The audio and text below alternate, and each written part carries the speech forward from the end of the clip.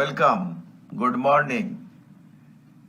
Today we will discuss on model adequacy test and interpretation of principal component analysis. This is in continuation with last class. Today we see Bartlett's variability test, then how to identify the number of principal components to be retained. We will discuss several criteria like cumulative percentage of total variance, average root, Kaiser rule, broken stick method, scree plot, and some hypothesis tests. Let's go to the next. I will show you that model adequacy test in terms of Bartlett's variability test. Then we will go for what are the different criteria that can be used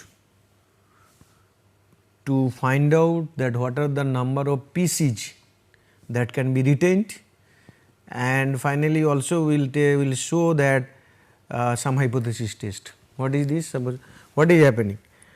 Suppose there are Px variables, you are extracting PCs, m PCs you are extracting. Let m is much less than p. For example, I am taking 20 variables and I then finally converting into 2-dimensional issue using PCA. So that means you are excluding 18 dimensions, you are removing this. If your data is very highly correlated, then only it is possible. That means the 18 dimensions are not required, they are so much highly correlated that eigenvalues will be 0 for all the remaining 18s, only for 2 eigenvalues will be significant, others will be almost negligible. So then that 18 PCs what you are not considering, are not they considering, are not they giving you something wrong signal that okay, if you go by subjective criteria of eliminating some of the principal components, it may give you some wrong results. So finally that is why what we want to say that some hypothesis test, that we are removing a subset of principal components and then we want to see that whether those sets are contributing to the extraction or not, or to the explaining the variability. In true sense, that is not extraction. What I mean to say, that explaining the variability of the X, or whether the discarded components variability is very limited or small. Okay. What is Bartlett's variability test? Bartlett's variability test is very interesting. For example, you just see your data, scattered data x1 and x2. This is your data, this is random data. So if you increase this is a random data set. That means there is no relation between x1 and x2. So it resembles a circle. If I go for p greater than 2, that means p greater than equal to 3 or 3, what will happen? It will become a sphere. So for this is for p equal to 2, it is a circle. For p greater than 3, it will be a sphere, greater than equal to 3, it will be sphere. Now when you find out the circle or sphere, that means the variables are basically random in nature, variables are uncorrelated, observations scattered randomly without any systematic component. So that means variables are uncorrelated. If each of the variables are uncorrelated with others, what will happen? How many PC component you can extract? Can we go for principal component analysis? For example, this is my case. Suppose if I rotate this, suppose this is Z1, this side it is Z2, are we gaining? No gain. Now if I take the correlation matrix between these variables with no correlation between each other, what will happen? You will get only diagonal elements 1 and off diagonal elements all will be 0. So, if true sense the variables are not correlated, what is the meaning of going for principal component analysis? No need of elimination. In that case, R will be I. So, that is why what happened, that Bartlett's test is like this, H0, that R is I, and a correlation coefficient is, that matrix is a identity matrix. Okay. Now, instead of this figure, if you get a figure like this,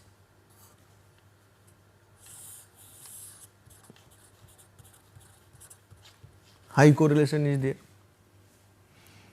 So, in that case your this R, it cannot become, this cannot become 0, this will be having substantial value. So, Bartlett says then alternative hypothesis is R not equal to I, and he had developed the statistics value also. What is the statistics to be tested? The statistic to be tested is here minus n minus 1 minus 2p plus 5 by 6 log base A determinant of R. This is the statistic.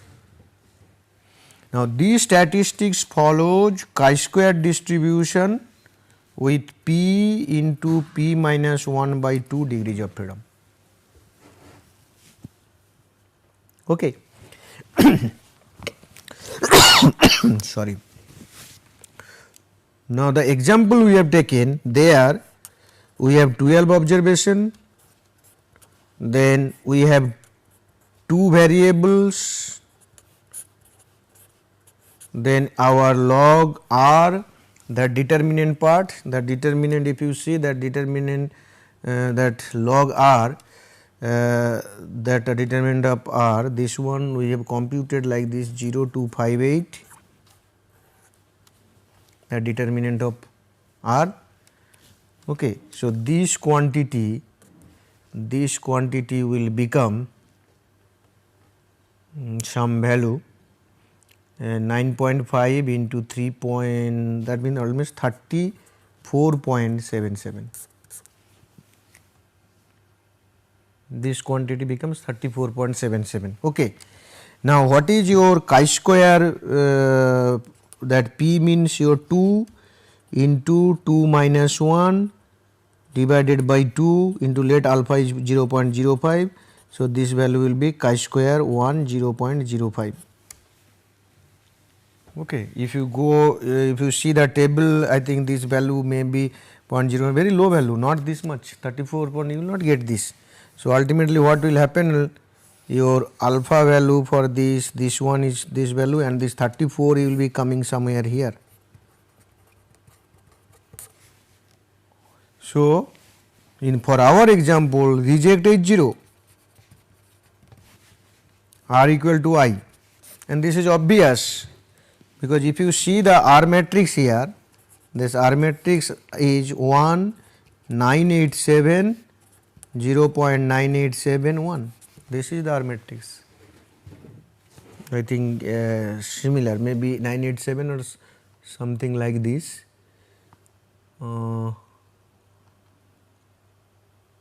Somewhere it is there. Okay. But very high value. So, when there is high value, that Bartlett's, this null hypothesis will be rejected. What we are saying, you can go for principal component analysis. Okay. Now, this is one of the tests. In fact, this test can be done much before the principal component analysis. You first see the correlation matrix, then this correlation, you go for Bartlett's test. If you find that yes, there is sphericity, No need of going for principal component. So much of effort, why should you put?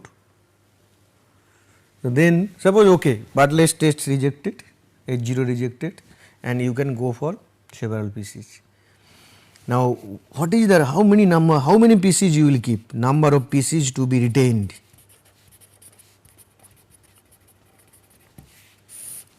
There are several criteria. One of the criteria is cumulative percentage. Cumulative percentage variance explained. What we have seen? We have seen that the variance component of the original data matrix, that is equal to j equal to 1 to p lambda j, that we have proved. Okay. So that is why what you do like this. Suppose your this is lambda j, that is lambda 1, lambda 2, so like this, there will be lambda p. You find out the value of lambda 1 value how much, some value like this you are getting, then this is the value, then you find out cumulative value. Okay. For example, in this case our first one is 30.66, second one is 0.03. So this is 30.66, this is 30.69. If I see the percentage cumulative 36.55 by 36.69, this will be almost 99%. 30.66 by total sum of lambda, I think. Yeah, that is the total sum of lambda, because we have only two for the example, that is 2. So that is why this into 100 it will be almost 99%. Now the thing is that you just go on doing like this, that lambda 1 divided by sum of lambda j, that lambda 1 plus lambda 2 divided by sum of lambda j. So into 100 into 100. So similar way, then you find out what is the percentage, what percentage, like this. Then you put a cutoff.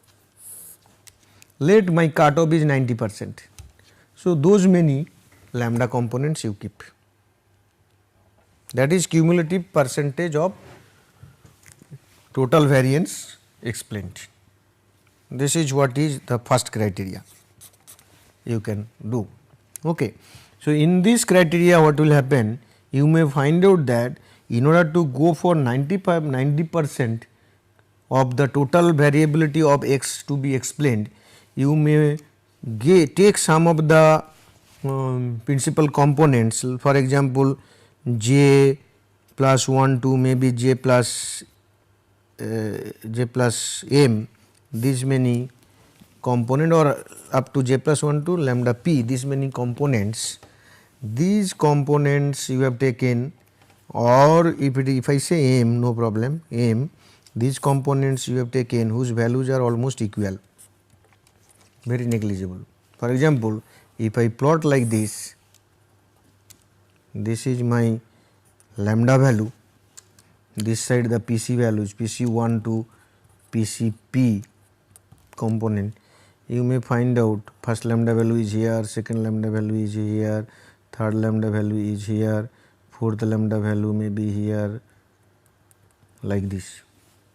You may get a figure like this.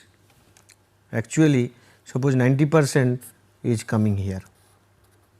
This is your 90%, because if you go for cumulative at this point, if you extract here and you make a percentage column also, cumulative percentage, this will be 90%.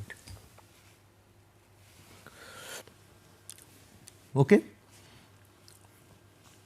So, but see, from contribution point of view, if I see, I think from here up to here it is okay, there is difference, but all those values are not significantly different.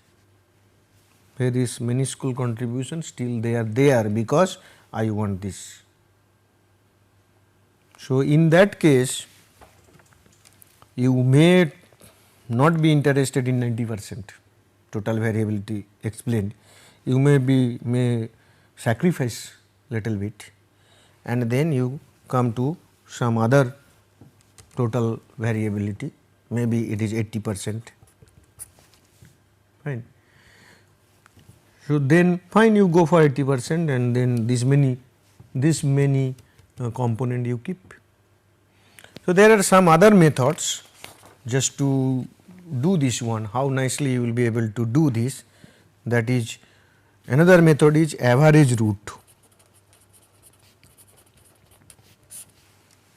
Average root basically, what will be your average root? Lambda average 1 by p sum total j equal to 1 to p lambda j. So you keep those many principal component whose value is greater than lambda bar.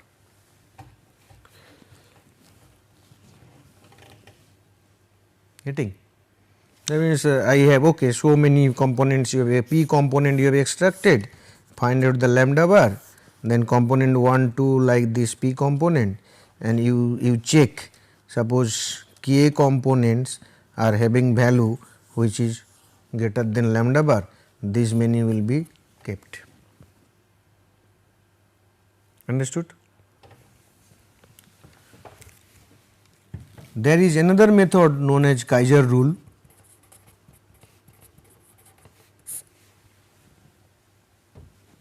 Kaiser rule says that you, instead of S, you use correlation matrix, R matrix, that is the correlation matrix, for extracting PCH.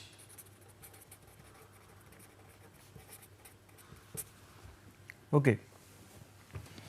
So your correlation matrix is like this, all diagonal elements will be 1 and off diagonals values will be there, some values will be there. Then what is the trace of R? This will be, if it is P cross P matrix, that will be P. So if I use correlation matrix instead of covariance, my total variability is number of variables. Correct? Now what is the each variable variability in terms of when you go for standardized variables? When you are using correlation matrix, what actually you are doing? Instead of xij, you are transforming this xij to xij minus xj bar by sjj square root. Then if you compute S covariance matrix for this will be equal to R. So standardized variable, when you are taking, for every standardized variable mean is 0 and standard deviation is 1, mean variance is 1. So now in this case what will happen, for every variable the variability of xj, that is 1.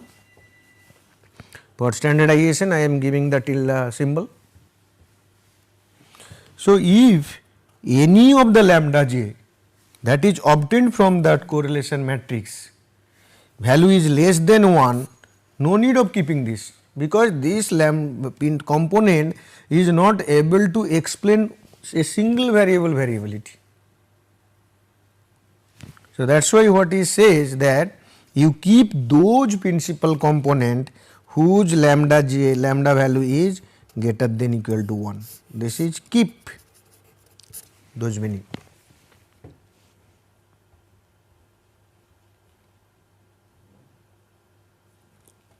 Okay. So there is another criteria which is, please. I have one question regarding average root. This one. Yes, sir. Here we are arranging lambdas in descending order, suppose. No, when you extract, your lambda 1 is always greater than equal to lambda 2. Yes, yes. You are getting me? So we are arranging eigenvalues in descending order. That is what it is obvious. Yes. It is obvious because your Now this lambda 1 must be greater than the average lambda. has to be. It has to be. So one component is sufficient according to that criteria. No, that is not the criteria. You take all those components whose lambda value is greater than lambda bar. Okay. Not one, not one. Getting me? It is not all the components having eigenvalue greater than the average eigenvalue. Okay. Okay. The another criteria is broken stick method.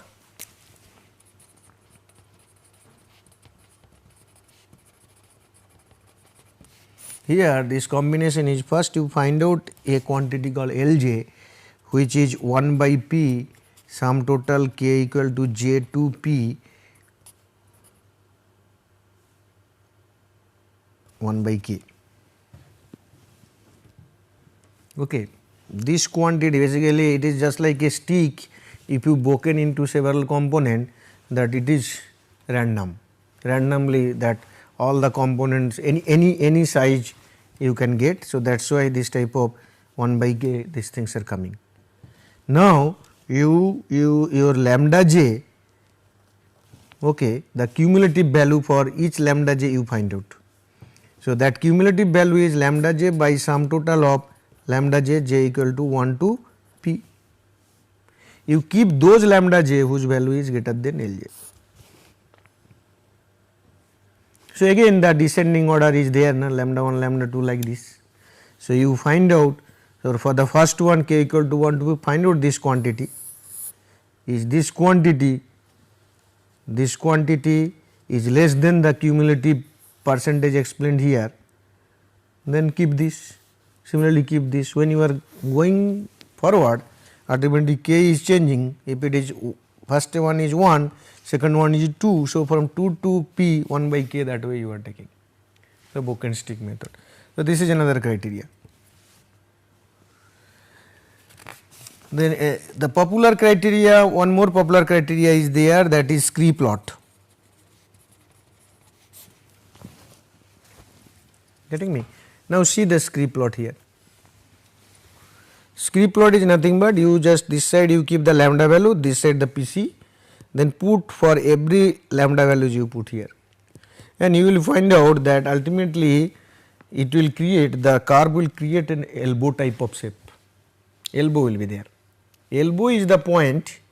What does it mean? If you take the normal posture, the standard normal posture, sitting posture, in that case what will happen, your that forearm will be and upper arm should make 90-degree angle perpendicular.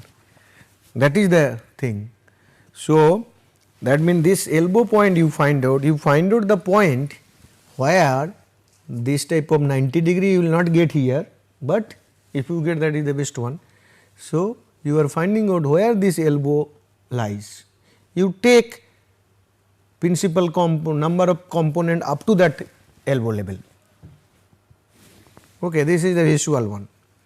The reason is, if I say my elbow and then this is parallel, all other, this is perpendicular parallel to horizontal, my forearm, that means other point here they are equally contributing, there is no improvement in terms of addition of some other principal component.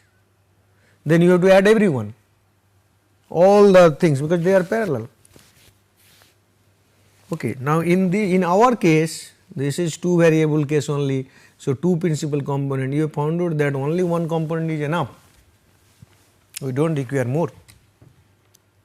Okay. ठीक. Any question here up to this? What we should study for all those analysis? Which one you want to follow? And so many things are there. See, ultimately what happened, I can say that each are basically almost the same thing they are talking about, one way or other with a little difference. Now cumulative percentage, We have used that. that is probably that we cannot ignore that one, because ultimately the original data set, this has certain variability, that covariant structure is there.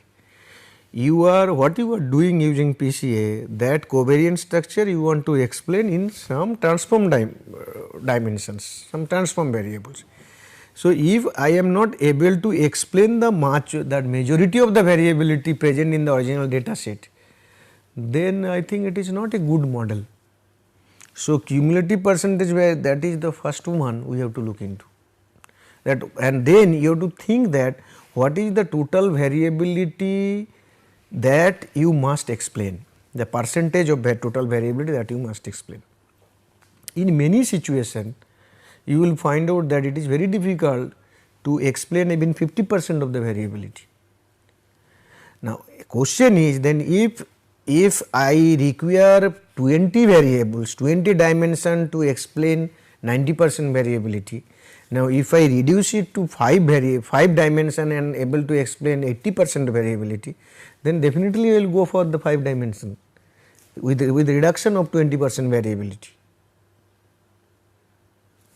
You are not able to explain the 25% variability, that 90 to 80, that is 10% reduction is there, correct, that is possible.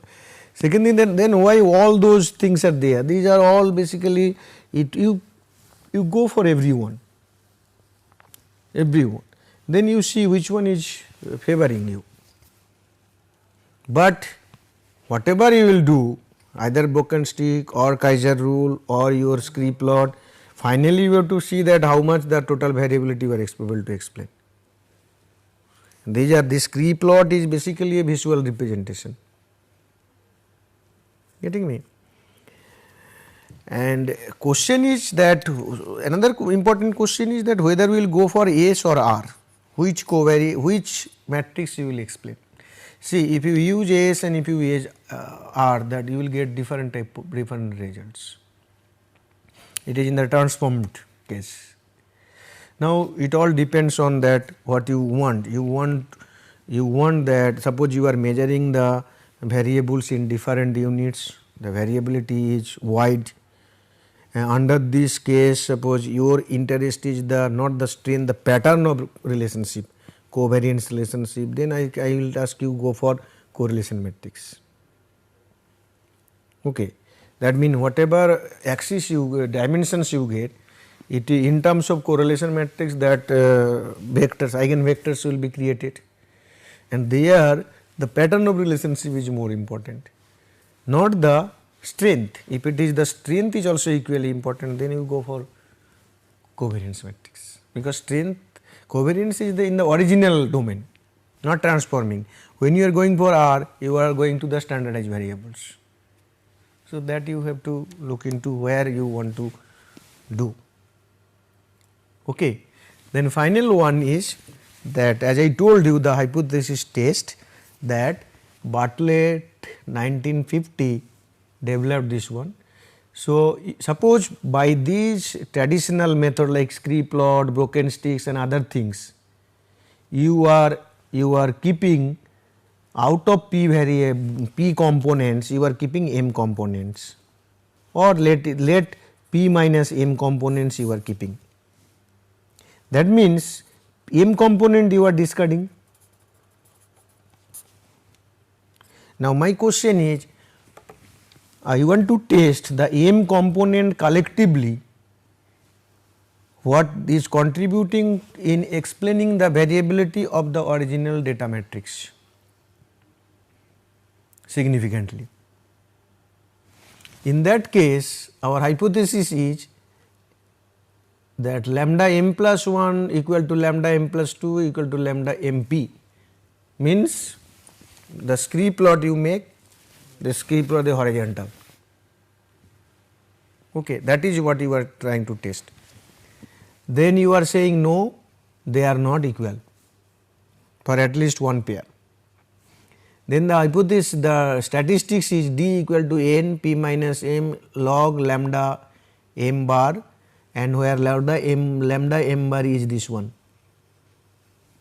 because the component you are discarding, average of that. Then this quantity will follow chi-square distribution with these degrees of freedom. and then you know that chi-square this table you have to follow, find out this value, and then you go for you change accordingly, you take your decision. We should accept all lambdas whichever greater than lambda m bar.